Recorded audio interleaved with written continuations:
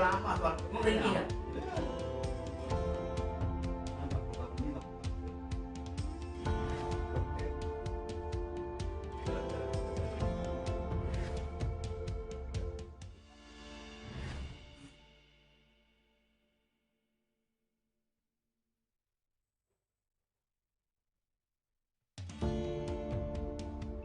Mana nih bening nih? Bening yang bagus.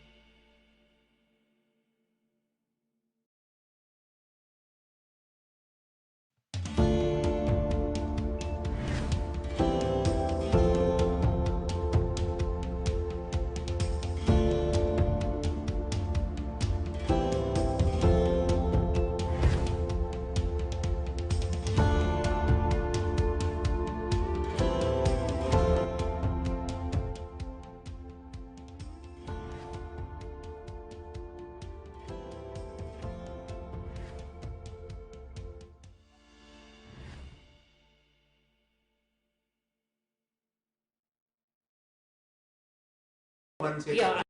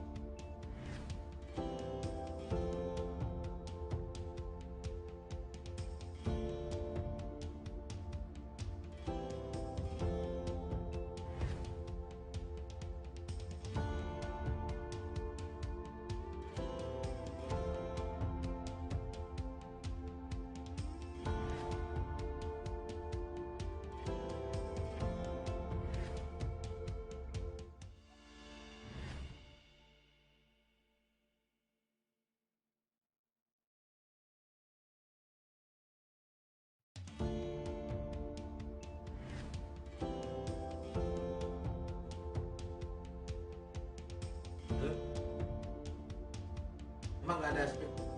Gua nggak dengerin ya, deh. Gua nggak masuk sini. Nggak masuk ke Ivan ya? Masuk? Ke mic sini? Masuk? Saya nggak masuk kayaknya. Oh, berarti belum nyambung.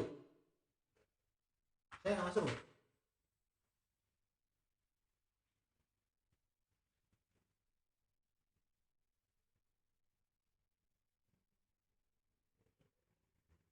Halo, halo, halo.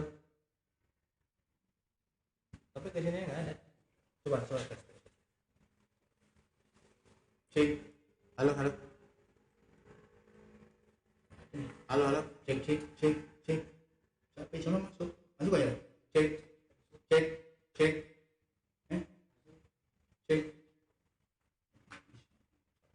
Ini nggak masuk. Halo, Cek. halo. Udah. Alah, gimana sih? Kenapa, Pak? Kurang kencang? Bukan, saya salah masukin itu. Oh. Ini oke. Yuk.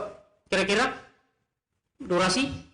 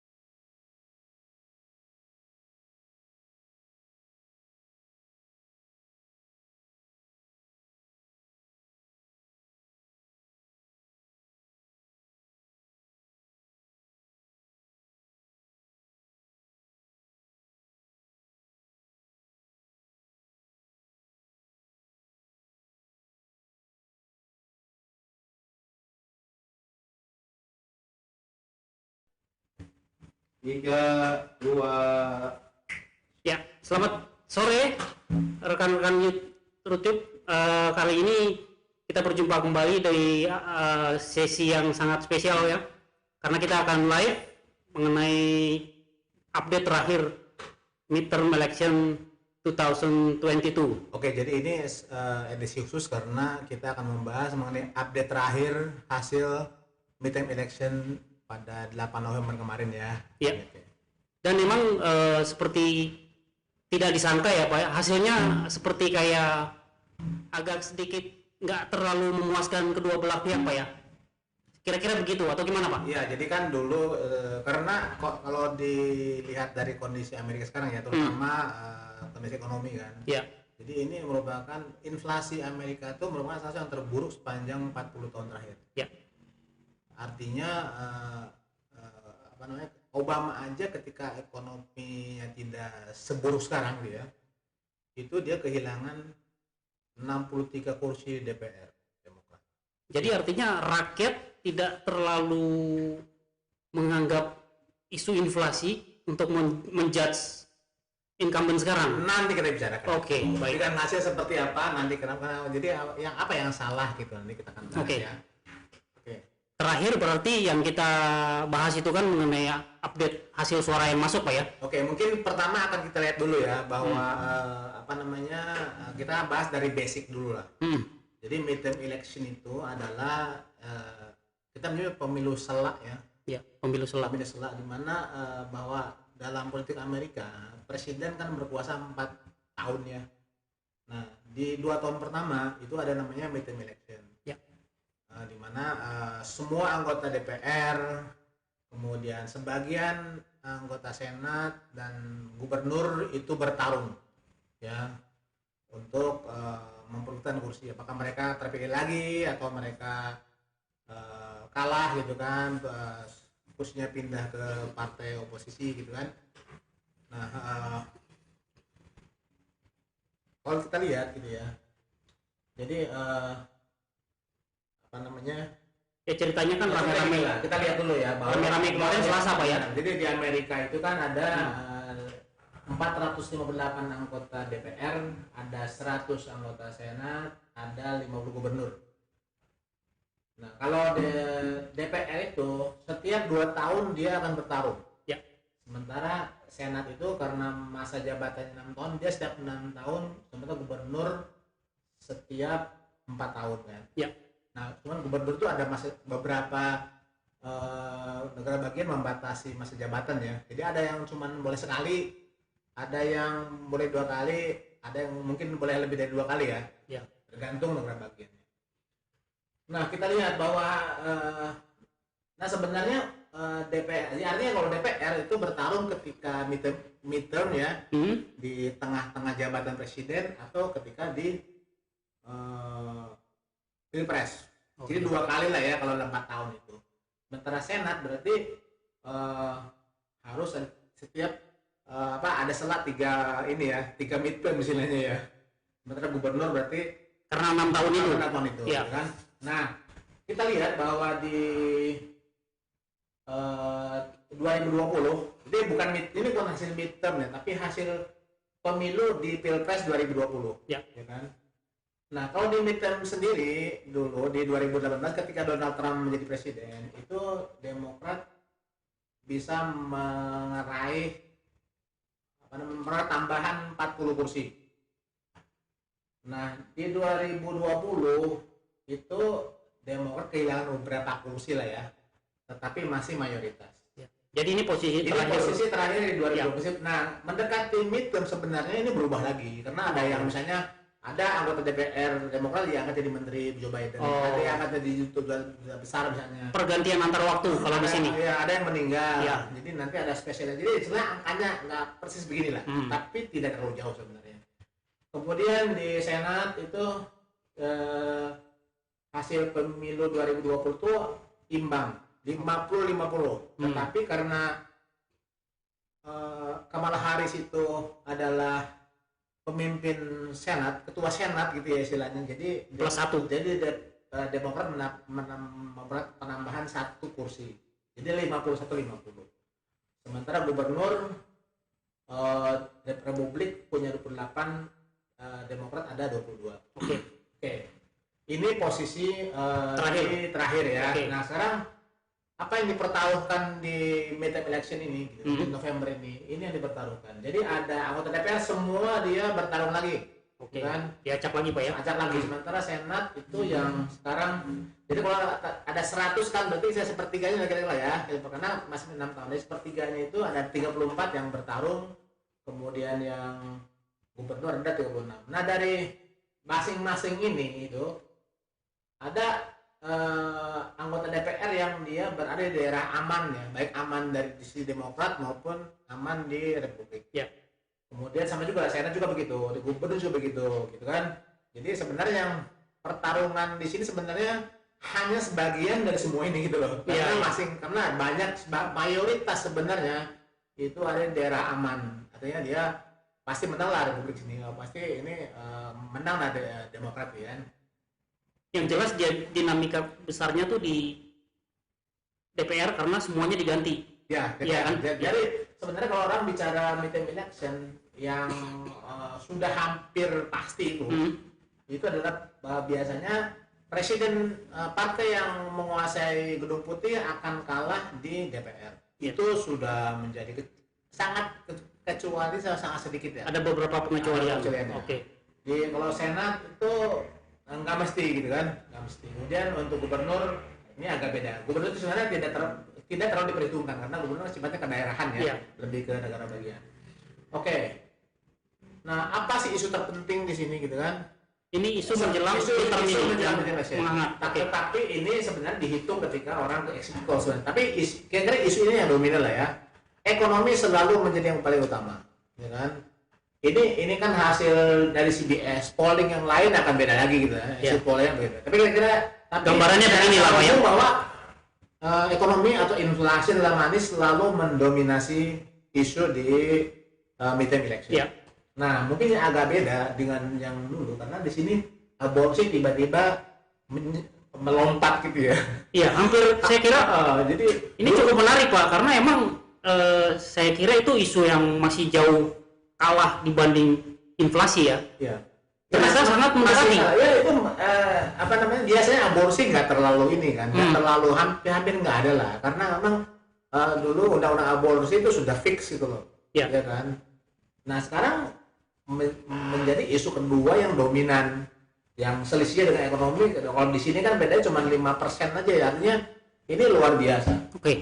Jadi nanti inilah yang menurut saya angin buat Demokrat ya. Nah, ini jadi isu aborsi. Jadi kalau dilihat itu kan inflasi itu menjadi isu utama mayoritas Republik dan sebagian Demokrat, ya kan.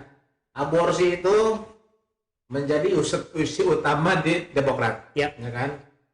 Kejahatan itu terutama menjadi isu utamanya Republik nih, Oke. kan, sebagian Demokrat. Kemudian gun policy itu adalah isunya Demokrat, ya kan, sedikit di Republik. Imigrasi itu jelas Republik ya, Republik yang itu menggaung-gaungkan itu. Jadi dari sini bahwa isu-isu yang dominan itu adalah ya isu-isunya Partai Republik sebenarnya. Ya. Jadi pantas kalau Partai Republik harusnya dia menang telak di midterm election 2022 ini. Ya. Cuma nanti hasilnya kan kita lihat. Oke, ini sudah penting. Terus kemudian kita lihat hasil polling terakhir, ya kan? Ya, Jadi kan selalu secara periodik lembaga polling itu menerbitkan atau lembaga polling atau lembaga agregator polling itu menerbitkan polling lah ya. Ya. Yang sampai mungkin 1-2 hari menjelang midterm election mereka masih menerbitkan itu. Update terakhirnya kira-kira 1-2 hari sebelum midterm election, 8 November ya. Jadi ini hasil, ini proyeksi, ya kan. Jadi kalau lihat di sebelah kiri ini kan untuk DPR ya. DPR tuh dilihat bahwa peluang Demokrat untuk menang itu sangat kecil ya. Dan kemudian kalau dilihat di sebelah kanan tuh diperkirakan Partai Republik rata-rata akan meraih 230 kursi. Artinya kalau sebelumnya 213, berarti kan dia akan meraih 27 kursi. Ya, 27. Itu rata-rata. Itu rata-rata apa namanya? Midterm election masih gitu. 25, 27 lah ya gitu. Jadi ini seharusnya itu. Kemudian di Senat. Nah, di Senat itu peluang Republik lebih besar, meskipun tidak telak, tetapi punya peluang lebih besar untuk menang, artinya menguasai mayoritas ya. Nah, calon-calon utama atau negara bagian yang kemungkinan akan flip itu adalah di Nevada, ya kan? Kemudian di Georgia. Nah, di Pennsylvania sebenarnya sebelumnya kursi memang dipegang mereka, tetapi kan iya. resign kan ya, Iya.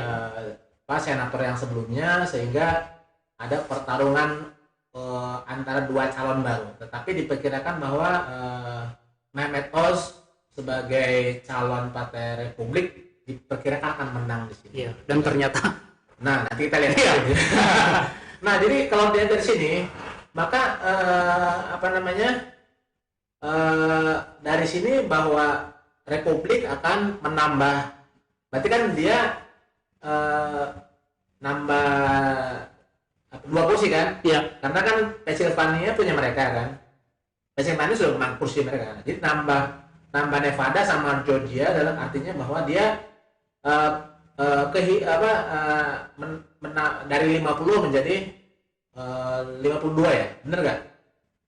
Ya bener, kalau dari sini dia akan dapat 52 ya, kursi. karena emang posisi terakhir yang sebelumnya 50-50 kan, plus 1 dari si ketua Senat. Ya. Ya, Berarti ini dia akan meraih diprediksi akan meraih 52 kursi. ya. Faktanya seperti apa? Kita akan lihat. Oke, jadi kita lihat ini adalah sebelum itu kita lihat gubernur ya. Gubernur ini proyeksinya. Jadi dari tadi 28 2 ya. 28 Republik, 22 Demokrat, diperkirakan Republik akan menambah 2 kursi lagi, sehingga akan meningkatkan jumlah gubernur Republik dari 28 menjadi 30. Yes. Artinya proyeksinya Republik akan menang di gubernur, DPR maupun Senat. Ya. Itu proyeksinya. Proyeksi terakhir ya. Bagaimana kita lihat terakhir kondisinya? Kita akan lihat kondisinya. Nah, ini kondisi terakhir saat ini. Oke. Itu data per Senin kemarin, Pak ya? Data per hari ini sebenarnya. Oh, per hari ini ini. data per hari ini. Oh, data terbaru ya? Midterm election kan Kemarin hari Selasa, ya? Rabu kita lah ya. Ya, ya. Ini per hari ini. Oke. Jadi lihat bahwa untuk Senat masih ada berapa nih? Berarti sudah ada tiga negara bagian yang masih belum tuntas ya keputusannya. Nah, di sini Demokrat tuh udah menambah. Jadi kayak kalau seperti tadi itu dikatakan bahwa Pennsylvania itu diproyeksikan akan dimenangkan oleh Oz dari Republik, ternyata kalah. Ternyata Fetterman dari Demokrat yang menang, gitu kan? Padahal calon dari Demokrat kurang oke banget, Pak ya. Nah, itulah bagaimana rakyat memilih ya. Nah. Kita nggak bisa ganggu gugat. Kemudian di DPR masih belum selesai ya. Ya. DPR itu apa namanya? Demokrat masih meraih 194 dan Republik masih di 211 ya. Ya. Artinya untuk mayoritas Republik sebenarnya cuman perlu 7 kursi lagi untuk menjadi mayoritas, ya kan? Tetapi hasil ini bagi pengamat sangat di luar dugaan gitu kan. Artinya kenapa? Karena mereka mengharapkan ada kita di minimal berdasarkan proyeksi tadi, Pak ya. Minimal 27 lah gitu kan. Ya. Tapi ternyata kalau dilihat dari hasil saat ini dan kursi-kursi yang belum dihitung itu, ternyata Republik tidak akan menang telak gitu ya. Sama gubernur ternyata berkebalikan, bukannya Republik yang nambah 2 sampai saat ini, tapi Demokrat yang sudah menambah 2 gitu kan. sudah menambah 2.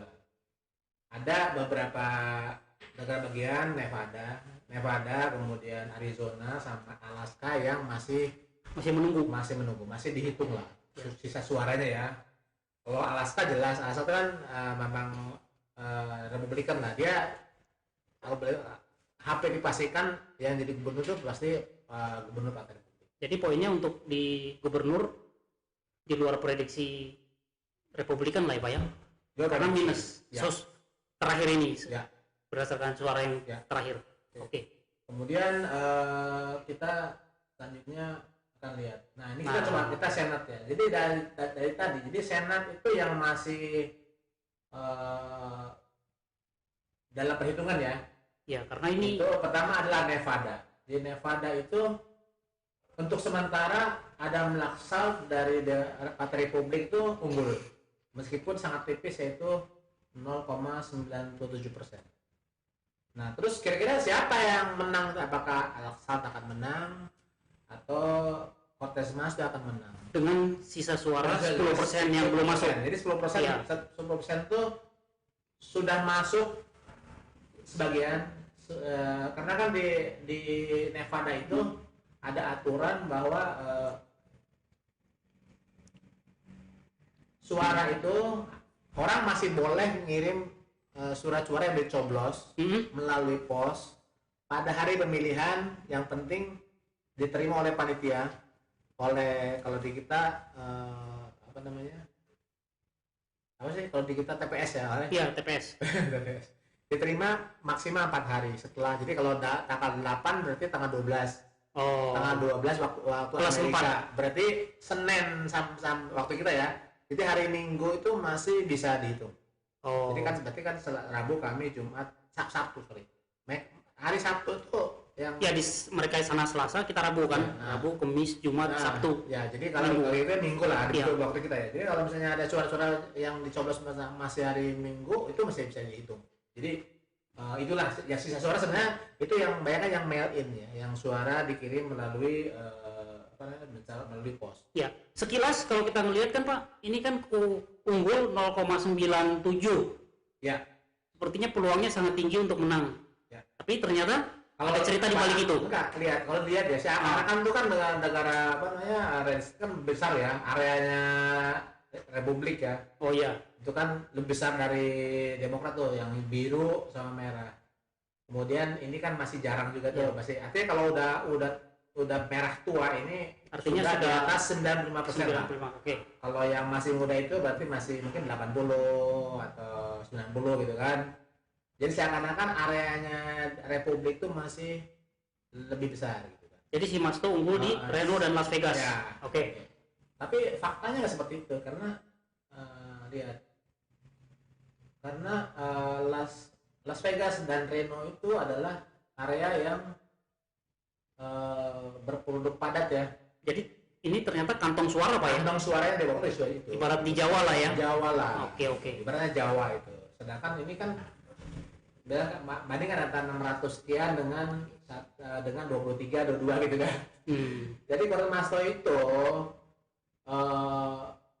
sisa suaranya itu masih banyak, terutama karena memang tren di Las Vegas bahwa mayoritas pemilih yang mengirim surat suara yang dicoblos melalui pos itu adalah pemilih Demokrat. Dan tren sekarang adalah ketika mulai dihitung ya, itu 63% ke Cortez Masto, 35% ke Adam Laxalt. Jadi kalau tren itu berlanjut, itu harus 63 lah, 50 sekian persen Cortez Masto, kemudian si Laxalt itu mungkin di bawah 50, mungkin 45%. Itu Cortez Masto masih menang. Oke. Itu prediksinya. Jadi diperkirakan Nevada itu akan kembali dimenangkan oleh Demokrat. Waduh, berarti target dapat 1 kursi ini berat Pak ya bagi Republikan ya. Oke, anggaplah kemungkinan kalah ya di Nevada. Oke, kemudian kita pindah ke Arizona. Oke. Nah, Arizona itu McCain itu sudah unggul sekitar berapa di sini? Nah, ini lebih jauh lagi nih Pak. Lebih jauh. Ini Iya. antara 5,7% lah. Hampir 6% gitu kan. Iya. Sementara sisa suara tinggal 12%. Nah, dilihat itu yang birunya masih banyak tuh. Iya. Yang birunya masih banyak gitu kan. Iya. Nah, kemudian kita lihat seperti apa sih kondisi saat ini. Nah, ternyata memang area-area yang di mana Demokrat pemilihan dominan itu masih lumayan ya. Lagi-lagi kantong suara untuk Demokrat ya. Demokrat lagi gitu Iya. kan. Jadi lihat tuh Kerry unggul 9% di Maricopa dan di situ masih ada sisa 14% suara. Di Pima Kerry unggul 25% dan sisa suara masih 27% ya? Iya. 27%. Iya. Padahal dia sudah unggul 6%. 6%. Artinya ini kemungkinan besar. Berarti ini lebih pasti lagi dibanding Nevada tadi. Lebih pasti lagi. Ya, oke. Lebih pasti lagi bahwa Mark Kelly bisa juga menang kembali di Arizona. Jadi bisa diambil kesimpulan Demokrat cukup kuat di kota-kota Pak ya. Ya, cuman ada satu catatan sih, ada satu catatan di mana bahwa di 2020 suara yang tersisa itu cukup imbang antara Demokrat dengan Republik. Karena cuman karena sudah menang 6% agak susah. Ya, itu agak keras untuk menyalip Mark Kelly ya. Dengan selisih suara yang jauh dan suara yang belum masuk juga segitu, kemungkinan jadi berat lah ya. Artinya bahwa dari 3 kursi yang masih tersisa ya, kan Georgia nanti dihitung lah ya. Jadi ini dua artinya 48 ditambah 2 udah 50 nih. Iya. Udah 50 nih. Jadi balik ke kondisi semula ya. Jadi kondisi semula. Makin berat buat kemudian Republik. Ada satu lagi nih, Arizona, Georgia. Nah, Georgia itu calon dari Demokrat incumbent ya, itu sudah menang. Itu selisihnya 9%. 49,42%. Masalahnya adalah di Georgia ini calon itu kalau mau menang itu minimal harus 50%. Harus di atas 50% lah, 50,0155. Jadi kalau masih 49 itu belum menang. Berarti harus di atas. Nah, jadi nanti ini kan sebenarnya calonnya banyak sebenarnya ya. Iya. Gitu. Jadi apa yang banyak yang paling dominan itu kan 3 itu. Calon Demokrat, Republik sama Libertarian. Nah, di bulan Desember, saya lupa tanggalnya ya, itu mereka akan bertarung 2 pemenang utama. Itu akan bertarung lagi. Ya kan?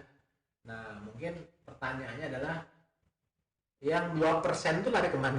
Iya, karena itu yang menentukan ya. Itu yang menentukan. Ini agak kok. Ini situasi Georgia agak complicated ya. Pertama adalah bahwa itu gubernurnya adalah gubernur populer di Georgia.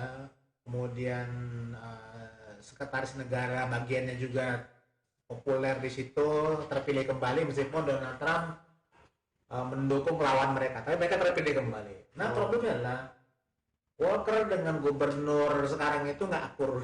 Meskipun sama-sama Republikan. Republikan. Sama-sama Republikan, gitu Oke. kan, itu. Sehingga artinya mesin politik Republik di Georgia mungkin tidak terlalu serius mendukung dia. Tidak efektif Pak ya. Tidak efektif, mesin politik. Pak. Oke. Kemudian yang kedua, Walker itu kan memang banyak masalah gitu kan. Pertama dia banyak Masalah dalam opini atau apa Pak? dia banyak masalah karena secara profilnya dia ya, ternyata profilnya dia itu tidak sehebat yang diklaim dia. Diklaim. Oke. Terus yang kedua, dia ternyata berkali-kali menyuruh pasangannya untuk aborsi, padahal dia mengusung anti aborsi. Jadi beda realita ya. Complicated lah. Tapi Iya. kalau dilihat dari tadi, sebenarnya kalau Nevada dengan Arizona sudah dimenangkan Demokrat ya. Georgia sudah tidak penting lagi bagi Demokrat ya. Karena mereka sudah. Bagi Republik nggak penting juga karena kalaupun menang ini tetap minoritas gitu kan. Iya. Oke, jadi itu situasinya. Kemudian DPR. Nah, DPR itu dari kira-kira masih ada sekitar 30 kursi yang masih dihitung. Oke. Nah, analisis dari pengamatan bahwa ini adalah kursi-kursi di mana Republik itu menang selisih ya. Ada selisih misalnya berapa ribu suara, ada 100 suara. Ini di mana kursi-kursi di dapil di mana Partai Republik itu sementara unggul. Oke. Kemudian ini adalah dapil-dapil di mana untuk saat ini Demokrat unggul. Ini jadi makin ini masih merah sih, masih biru ya. Ya. Nah, ini adalah juga di mana calon-calon Demokrat juga unggul. Dan ini lebih biru karena dua digit ya. Kalau sini kan satu digit kan. Ya. Atau 0, misalnya ini dua digit. Artinya lebih banyak kursi di dapil di mana si Demokrat saat ini unggul. Sementara ini Republik lebih sedikit. Tapi kan Republik sudah duluan menang kan? 211 tadi kan? 211. Dibandingkan dengan 193 tadi kan. Ya. Artinya dia sudah unggul duluan lah. Jadi cuman hasilnya diperkirakan bahwa Republik hanya akan meraih antara 221 atau 222. Kebalikan sama seperti berkebalikan dengan hasil di pemilu 2020 ya. Jadi kalau bisa dibilang Republik lebih sukses di sini Pak ya untuk Mas DPR sukses. Ya, Cuman suksesnya itu dia di bawah rata-rata. Jadi kalau midterm election itu rata-rata antara 25 sampai 27 kursi tambahan. Ini hanya jadi kalau 2013 menjadi 2022 berarti hanya berapa tuh? 9. Cuma 9 kursi. Dengan jauh di bawah harapan tadinya. Jadi tetap mayoritas tetapi yang mengecewakan tuh. Ya. Cuman punya selisih, artinya selisih dengan Demokrat nggak terlalu jauh kan. Ditambah dengan Senat yang kemungkinan ya kembali lagi terjadi kondisi yang sama, ya kan Pak ya? Ya. Berarti kalau dibilang prediksi untuk 2024 itu cukup berat Pak ya? Terutama buat Trump. Iya, buat Trump. Jadi pengamat mengatakan bahwa ini adalah salah satu midterm election terburuk sepanjang sejarah Amerika. Oke. Jadi dia dari 50 midterm election itu mungkin hanya 4 atau 5 midterm election yang hasilnya seperti ini Pak ya. Agak sedikit di luar tradisi lah. Di luar tradisi gitu. Karena isu-isu yang dibawa itu dihembuskan oleh Demokrat itu sepertinya kurang direspon oleh rakyat kan? Ya nanti kita bahas lebih lanjut ya. Jadi ini kemudian terakhir ini di gubernur. Gubernur kan tadi masih ada 3 sisa yang belum terselesai ya. Di Arizona, Nevada sama Alaska. Ya. Ini hasil di Arizona. Di Arizona itu untuk sementara Katie Hobbs itu memimpin dari Demokrat ya. Dia selisihnya agak besar sih, cuman sekitar 1,4% ya. Dari 18% sisa suara. Ya. Nah kembali problemnya adalah ini juga. Hobbs itu dominan kantong suara sama seperti Demokrat di Senat ya. Ya. Demokrat itu kantong suara yang masih besar gitu loh, ya kan? Masih besar sehingga kemungkinan Arizona itu kursi gubernurnya akan beralih dari Republik ke Demokrat. Republik sebelumnya adalah bukan Silek kan? Hah? Bukan Silek kan? Apa? Bukan. Jadi ini kan karena dibatasi 2 periode. Oh iya, jadi yang baru. Oke. Ini Arizona. Kemudian di Nevada. Itu agak beda dengan Senat ya. Jadi Nevada itu calon dari Republik unggul 3,1%. Agak jauh nih Pak. Dari suara 10%. Ya. Problemnya adalah, ini selisih suara dari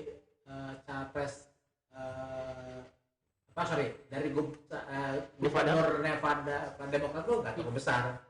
Jadi cuma 4% sama 0,23%. Padahal masih ada selisih 3,1 ya. Iya. Jadi dari hasil ini gitu diprediksi bahwa Nevada itu akan dimenangkan oleh calon dari partai Republik ya. Republik. Karena Ya. suaranya masih Tadi agak jauh sih Pak saya lihat. jauh ya, Ya. 3,1 dan ini jadi marginnya kan nggak besar ya. Ya, Nggak mes- besar. meskipun memang di sini kantong suaranya juga gede. Tetapi mungkin tingkat dukungan dari mereka terhadap gubernurnya tidak sebesar ke senatornya ya. Gitu.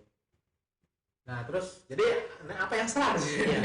Jadi artinya kan kembali lagi yang tadinya diharapkan banyak dibicarakan oleh media bahwa akan ada gelombang ya red gelombang wave lah. Iya, Atau red wave. tsunami. Ya. tidak terjadi. Ternyata Apa yang tidak salah? terjadi. Ya, apakah rakyat sudah begitu tidak peduli lagi dengan polling atau apa ya? Ada apa ini Pak kira-kira? Mungkin satu lah ya. Mungkin salah satu faktor utama itu adalah bahwa Donald Trump itu sukses menciptakan Amerika yang terbelah. Balik lagi Pak ya yang kayak kemarin. Jadi orang-orang yang benar-benar swing voters itu semakin sedikit. Orang tuh sudah tidak peduli lagi kondisi ekonomi, sudah tidak peduli lagi siapa calon anggota DPR di dapil dia, sudah tidak peduli lagi profil calon senator di situ. Yang penting gua Demokrat, gua pilih calon dari Demokrat.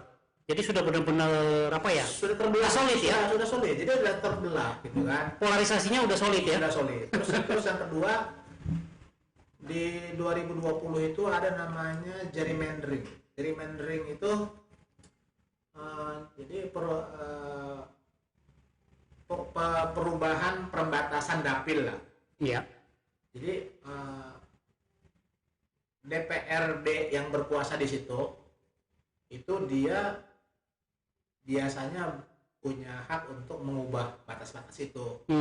Meskipun nanti bisa misalnya kalau partai oposisinya keberatan bisa ngajukan pengadilan gitu kan, pengadilan bisa membatalkan segala macam. Tapi secara umum DPRD yang berkuasa di negara bagian itu biasanya berhasil sukses mengubah perbatasan. Jadi ada yang misalnya perbatasannya dibelah. Jadi misalnya ini dapil di mana Partai Demokrat ini dominan, dipecah aja. Jadi separuh-separuh nanti gabung dengan yang ini Republik berkuasa misalnya itu. Sama lah. Malah yang paling diuntungkan di gerrymandering di 2020 adalah Demokrat. Jadi Demokrat tuh banyak memperoleh tambahan dapil yang condong ke Demokrat setelah gerrymandering atau redistricting ya, perubahan distrik, perubahan dapil gitu di 2020. Jadi Karena mereka menguasai kemarin. karena mereka menguasai, seperti contohnya mereka di sebagai bersama bagian lah. Ya.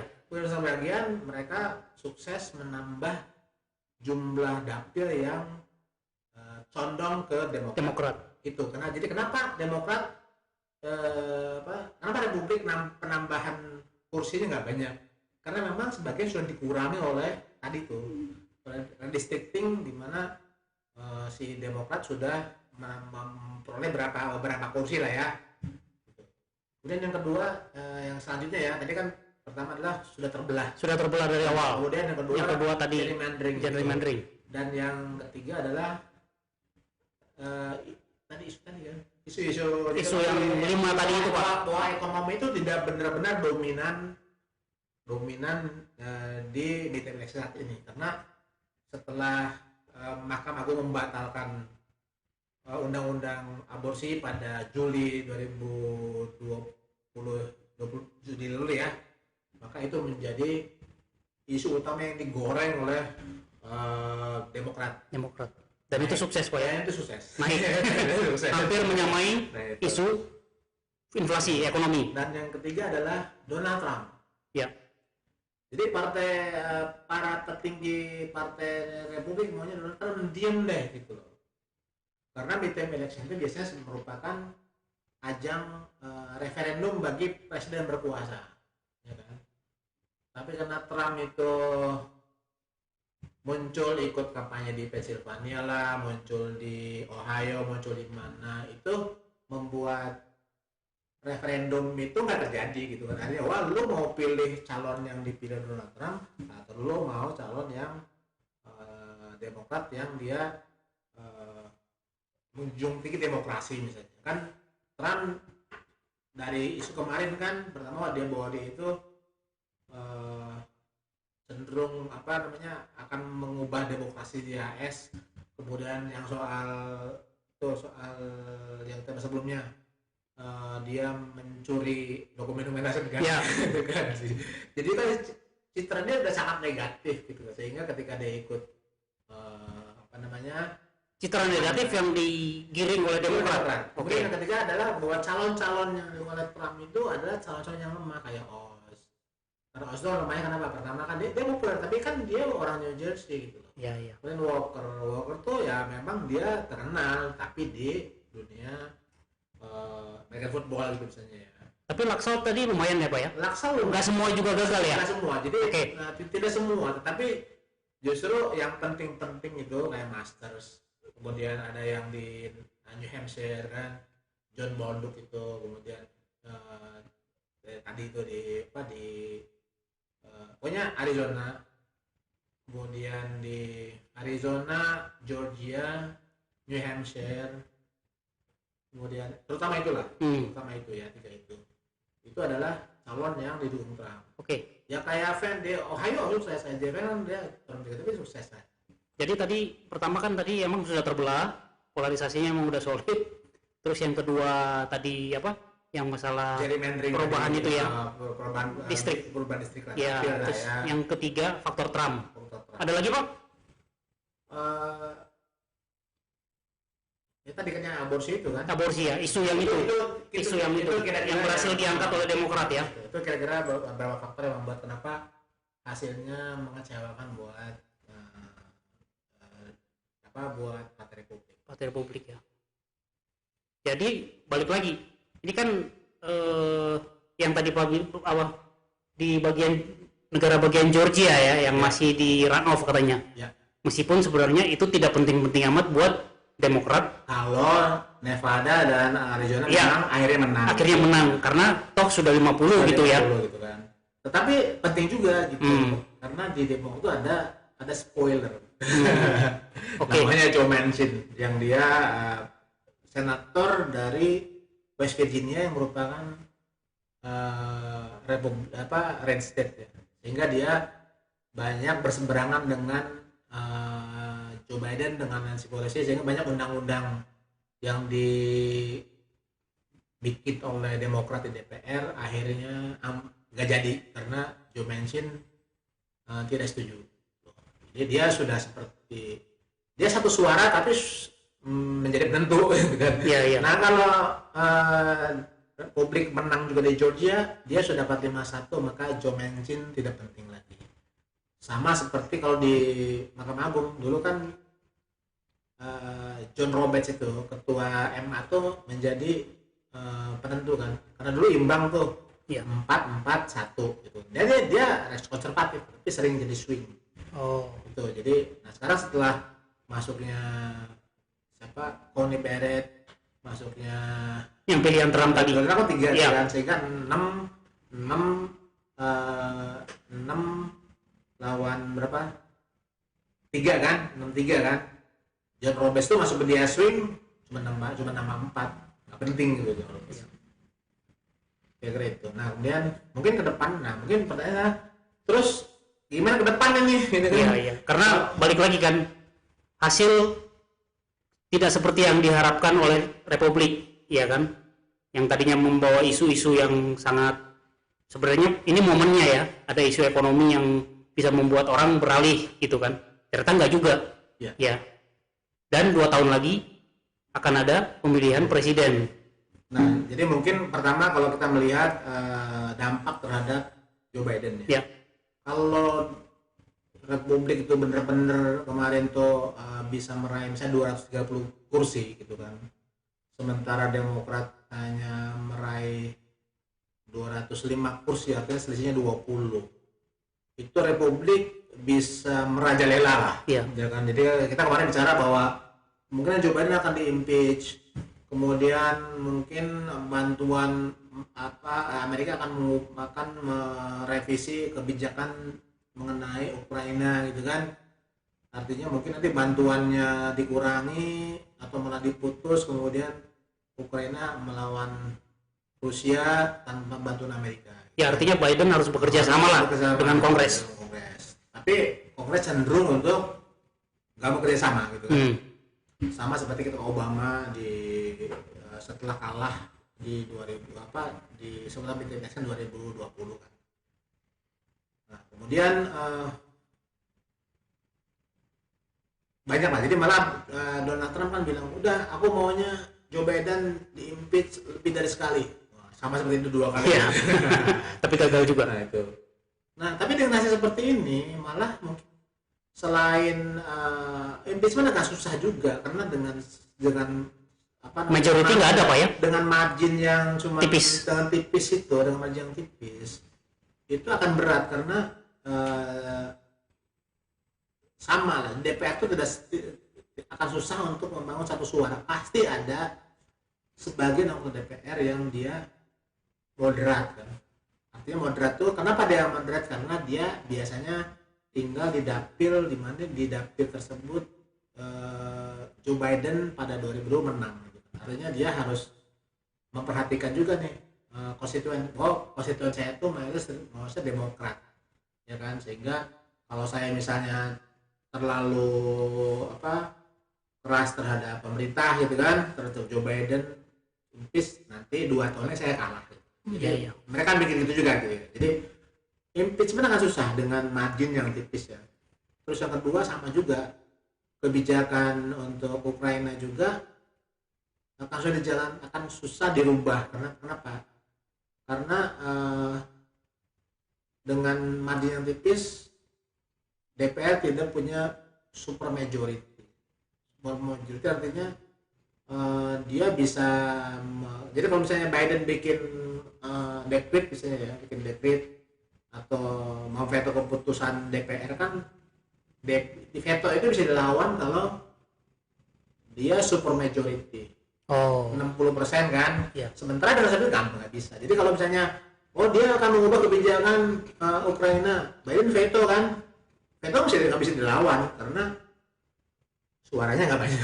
Oh gitu ya. Gitu. Jadi Nah kemudian apalagi sekarang senatnya Demokrat mayoritas kan, susah juga gitu kan. Gitu loh. Nah, pokoknya 50 aja gitu ya. Angkatnya 50 kan. Iya. Itu susah gitu. Jadi DPR-nya Republik itu dominan mayoritas tetapi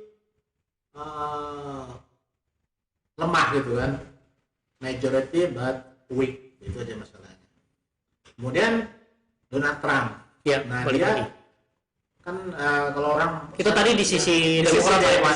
tadi Sekarang kita bahas yang tadi kan di sisi itu kan di sisi Demokrat ya, di sisi Kongres ya, DPR sama. Artinya 2 tahun sisa ini Biden cukup inilah, cukup tenang lah ya dalam menjalankan pemerintahan. Oke. Jadi dengan hasil seperti ini, baik pengamat Demokrat maupun Republik itu mayoritas menyalahkan Donald Trump. Dan karena jadi ketika artinya Donald Trump itu tidak benar-benar mendukung, karena ketika dia misalnya datang ke Pennsylvania pidato, dia lebih fokus ke dirinya sendiri gitu, bukannya ke calon yang akan didukung gitu kan. Jadi apalagi kita lihat hasil di Florida. Nah ini menarik Pak ya. Ini menarik. Kita DeSantis. Jadi Florida itu gubernurnya kan waktu pemilu 2018 itu kan hanya menang tipis loh, cuman 50 berapa lah gitu kan, jadi tipis. Maju 4 tahun. Cuma 4 tahun dia menang 60%. Ya. 60 lebih kan, 60%. Artinya rakyat puas, rakyat Florida. Rakyat puas. Dan Padahal kemarin baru kejadian bencana ya Pak ya. bencana. Ah. Dan dibantu Joe Biden lah. Oke. Artinya dia bisa bekerja sama lah. Dia bekerja sama. Dia pragmatis lah orangnya kan. Nah, jadi apa namanya? DeSantis itu dia menang 60% dan ada dua county yang dimana mayoritas Demokrat dan dimenang oleh Joe Biden di 2020 itu Miami-Dade dengan Palm Beach ya. Sekarang tuh dia menang di dua yang tadinya dua county itu, gitu kan. Artinya dia bisa membalikan dukungan dari Demokrat ke Republik, gitu kan. Terus jadi tadi bisa gerrymandering tadi ya, redistricting itu. Jadi DPRD Florida itu sudah mengajukan distrik baru, mengubah distrik baru, di mana ada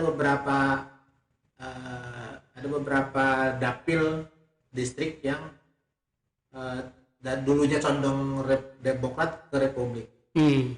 Beberapa. DeSantis tidak puas. Dia mau nambah. Dia nggak puas, dia nambah dan Mahkamah Agung Florida mendukung dia. Akhirnya yang dipakai itu bukan peta distriknya DPRD, tapi peta distriknya DeSantis. Jadi dia dianggap sebagai orang yang sangat kuat di situ, bisa mempengaruhi mahkamah segala macam. Dan saya lihat tadi sekilas bahwa ada 4 distrik yang sebelumnya dimenangkan Demokrat sekarang beralih menjadi Republik. Jadi ini seperti kayak miniatur untuk kira-kira orang memberi keyakinan, kayaknya kalau dia jadi capres bakal menang nih, iya. Gitu kira-kira. Apalagi kalau calon Demokratnya adalah seorang Joe Biden. Berat lah. Iya. Gitu loh. Oke. Tapi kan ini cerita 2 tahun yang bisa sangat berubah Pak ya. Bisa berubah, tapi bisa dinamis sekali. Tapi kira-kira itulah. Jadi kalau misalnya coba saya lupa tadi. Saya tuh ada dua headline di New York Post. Yang satu itu adalah menghajar Donald Trump. Yang satu adalah mengagung-agungkan DeSantis. Sehingga dia ada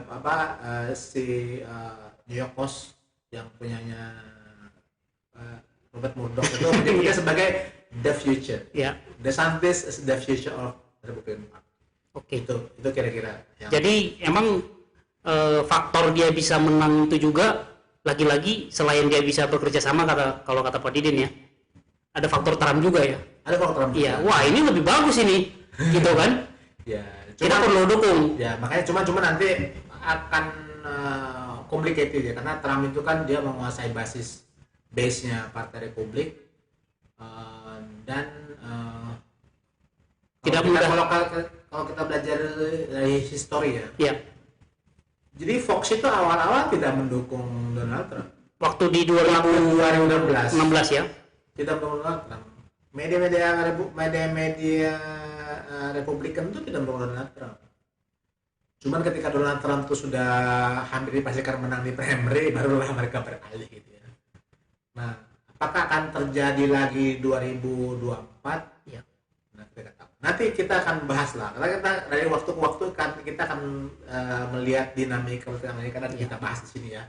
Itu mungkin ya akan kita lihat. Oke. Tetapi bagi saya pribadi politik Amerika tuh sangat menarik lah ya, sangat menarik karena banyak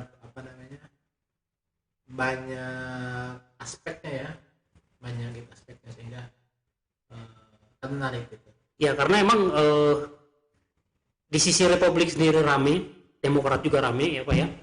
Belum lagi geopolitiknya Pak ya, sangat mempengaruhi karena akan banyak, ini aja udah ada 5 isu untuk mempengaruhi. Kira-kira bandul ini kemana? Ke Republik, Demokrat, bisa lagi Pak? Ya kan dalam 2 tahun bisa lihat apakah inflasi akan berlanjut, apakah aborsi itu akan menjadi isu yang akan penting hingga pilpres, kita nggak tahu gitu kan. Iya, iya. Kita nggak tahu. Oke, menarik Pak. Kira-kira itu aja dulu Pak ya yang kita bahas di sini. Gitu, Mas. Nanti kita kalau ada minggu depan mungkin hasil akhirnya sudah ketahuan. Kira-kira ya mungkin nanti kita lihat. Kecuali yang Georgia Pak ya, yang Sampai Desember. Desember ya. Tapi ketika Nevada sama Arizona benar-benar dimenangkan oleh Demokrat, nggak penting lagi. Ya, jadi masih ada 3 yang memang mempengaruhi nanti kira-kira seperti apa ya. Oke, terima kasih Pak diskusinya. Oke, teman-teman, kira-kira begitu diskusi kita mengenai midterm election yang terbaru. Jadi kesimpulannya adalah ya masih sedikit mengambang dengan hasil yang memang tidak kurang bagus lah ya buat Republik ya Pak ya. Jadi bagi partai oposisi ini adalah midterm election yang satu yang terburuk sepanjang sejarah Amerika. Iya. Bagaimana nanti hasil akhirnya kita tunggu di minggu depan untuk membahas hasil akhir dari midterm election setelah perhitungan suara di negara bagian maupun di distrik untuk DPR dan gubernur dan senat selesai. Nanti kita akan bahas. Mungkin kita akan juga menemukan isu-isu baru lagi yang karena emang berkaya diskusi kita ya. Karena akan ada selalu hal baru Pak ya. Iya, selalu hal baru. Ya, baik, kita akhiri dulu Pak dengan ngopi dulu. Oke.